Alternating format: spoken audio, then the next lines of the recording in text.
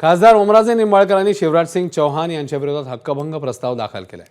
महाराष्ट्र सरकारकडून शेतकऱ्यांच्या मदतीकरता केंद्राकडे प्रस्ताव आल्याचा खोटा दावा शिवराजसिंग चौहान यांनी केला होता।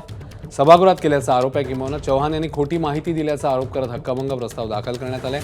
त्या प्रस्तावावर सुप्रिया सुळे, अरविंद सावंत, वर्षा गायकवाड यांच्यासह मवियाच्या 25 खासदारांनी स्वाक्षऱ्या केल्या।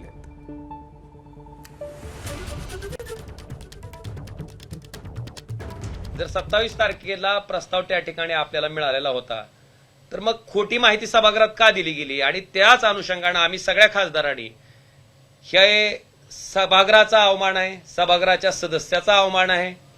आणि मला वाटतं अशा पद्धतीने मंत्री जर त्या ठिकाणी बिनधास्तपणे खोटी उत्तरं जर रेकॉर्डवर देत असतील, तर तो निश्चितपणे खासदारांच्या विशेष अधिकारामध्ये येतं। आणि त्याच्याच अनुषंगाने त्या ठिकाणी दिनांक 9 तारखेला 9/12/2025 रोजी त्या ठिकाणी मी लोकसभा अध्यक्षांकडे हक्कभंग प्रस्ताव सन्माननीय कृषी मंत्री आणि सन्माननीय राज्यमंत्री नित्यानंदजी राय यांच्याकडे मी त्या ठिकाणी दाखल केला आहे।